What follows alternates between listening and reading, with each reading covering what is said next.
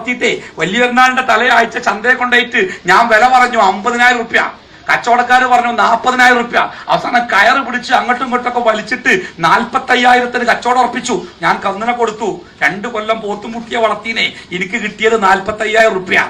45,000 ഉടമസ്ഥന് കിട്ടിയത് ആനക്കുട്ടിയെ പോലത്തെ ഒരു പോത്തുംകുട്ടിയാ. രണ്ടാക്കും നിരാശല്ല, രണ്ടാളും സംതൃപ്തനാണ്. എന്നാ കല്യാണ പന്തല്ലോ. തമാശക്ക് പറയാറുണ്ട്, ബാർബർ ഷോപ്പ് പോയമാർക്കാണ് മുടിയും കൊടുക്കണം, പിന്നെ 30 റുപ്യയും കൊടുക്കണം. 10-20 കൊല്ലം ഒരു പെണ്ണിനെ പോറ്റി വളർത്തിയിട്ട് ഒരാണിന്റെ കൂടെ കൊണ്ടുപോയിക്കോ അറിഞ്ഞ് കൊടുക്കുമ്പോ പിന്നെ പൈസയും കൂടി കൊടുക്കണമെന്ന്. നിങ്ങളൊന്ന് ആലോചിച്ച് നോക്കി. നമ്മളെ വീട്ടിൽ നിന്ന് ഒരാൾക്കൊരു സാധനം അതൊന്ന് കൊണ്ടുപോകുക പറയാ. ഓൻ പറയണേ അത് കൊണ്ടുപോകണമെങ്കിൽ എനിക്ക് ഇത്ര ഉറുപ്പിയും കൂടി വേണം എന്ന് പറയണമെങ്കിലേ ആ കൊണ്ടുപോണ സാധനം അത്ര വേസ്റ്റ് ആവണം. നമ്മുടെ ചാണകക്കുടിയിലെ ചാണകം ഒരുത്തം കോരി കൊണ്ടുപോകുമ്പോഴേ ഒരു തപ്പിന് 50 റുപ്യ ഇങ്ങോട്ട് തരും. ഒരു ഫൈബറിന്റെ കസേരന്റെ 4 കാല് പൊട്ടിയത് ഞാനൊരു പഴയത് എടുക്കാമെന്ന് നാക്ക് കൊടുത്തപ്പോ അയാൾ ചിരിച്ചുകൊണ്ട് എനിക്ക് 20 റുപ്യ ഇങ്ങോട്ട് തന്നു. അല്ലേ? അങ്ങനെയല്ലേ?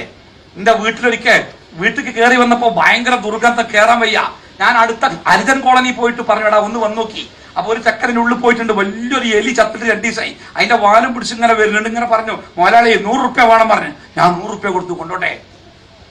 പിറ്റേ ആഴ്ച എന്റെ വീട്ടിലെ പശു ചത്തു തറവാട്ടില്. എന്റെ ഉമ്മ വിളിച്ചിട്ട് പറഞ്ഞടാ ഒന്ന് കൊണ്ടുപോയി ഒഴിവാക്കാൻ പറയാം, പശു ചത്തിട്ട് എന്തോ പറ്റിയതാവോ. ഞാൻ ഇതേ കോളനി പോയിട്ട് പറഞ്ഞടാ ഒന്ന് കൊണ്ടുപോയി ഒഴിവാക്കിക്കൊണ്ടാ. ഒരു പറഞ്ഞു കൊണ്ടുപോയിക്കോളാ. എന്നിട്ട് എന്നോട് പറഞ്ഞു 2000 റുപ്യ വേണം. കുശിതാനെ കൊടുത്തു, 2000 കൊടുത്തു. ചത്ത പെരിച്ചാഴിനെ കൊണ്ടുപോവാൻ 100 റുപ്യ എന്നോട് ചോദിച്ചേ. ചത്ത പശുവിനെ കൊണ്ടുപോവാൻ 2000 ചോദിച്ചേ. എന്റെ പെങ്ങളെ കൊണ്ടുപോകാൻ വന്നോ ചോദിച്ച് 5 ലക്ഷം റുപ്യ. 5 ലക്ഷം തന്നെ ഞങ്ങളെ പെങ്ങളെ കൊണ്ടുപോയിക്കോളാം.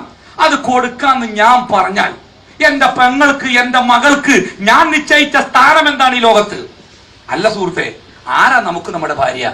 നമ്മളൊക്കെ വില പറഞ്ഞ് പേശി മദ്യം പറഞ്ഞ് തർക്കിച്ച് എമ്പാടും വാങ്ങിയ വിവരമില്ലാത്തത് കൊണ്ടോ വിവേകമില്ലാത്തത് കൊണ്ടോ പറഞ്ഞു തരാൻ ആളില്ലാത്തത് കൊണ്ടോ എമ്പാടും വാങ്ങിയ സഹോദരന്മാരുണ്ടാവാ. ഒന്ന് ആലോചിച്ച് നോക്കി, ആരാ നമുക്ക് നമ്മുടെ ഭാര്യ? എനിക്കൊരു അപകടം പറ്റി, 2 കൈയിലും പ്ലാസ്റ്റർ ഇട്ടു, അനങ്ങാൻ വയ്യ. ഞാൻ അങ്ങനെ ഇരിക്കുകയാണ്. ബാത്റൂമിൽ പോയി, എന്റെ ആവശ്യമൊക്കെ നിർവഹിച്ചു കഴിഞ്ഞു. ഇനി എന്നെ ഒന്ന് കഴുകി ശുദ്ധിയാക്കി തരണം, എന്നെ ഒന്ന് കഴുകി ശുദ്ധിയാക്കി തരണമെന്ന് ആ ബാത്റൂമിന്റെ ഉള്ളിൽ നിന്ന് ഞാൻ വിളിച്ചു പറഞ്ഞാൽ അറപ്പില്ലാതെ, വെറുപ്പില്ലാതെ, നെറ്റി ചുളിക്കാതെ, മുഖം കോട്ടാതെ, മൂക്ക് പിടിക്കാതെ ആ ബാത്റൂമിൽ കയറി വന്ന് എന്നെ കഴുകി ശുദ്ധിയാക്കാൻ 2 മനുഷ്യന്മാരെ ഈ ആകാശത്തിന് കീഴെ ഭൂമിയുടെ മേലെ എനിക്കുള്ളൂ. ഒന്നിന്റെ അമ്മ വയസ്സയിക്കണ്, നടക്കാൻ വയ്യ. എന്നാലും ഞാൻ വിളിച്ചാൽ എന്റെ അമ്മ വരും, ഒരറപ്പും വെറുപ്പും ഇല്ലാതെ ഉമ്മ എന്നെ കഴുകി ശുദ്ധിയാക്കും. സത്യം. രണ്ടാമത്തേത് ആരങ്ങള്? ഞാൻ കെട്ടിയ ഭാര്യ. 10 മിനിറ്റ് വീട്ടിലെത്താൻ വൈകിയാൽ വഴിക്കണ്ണുമായി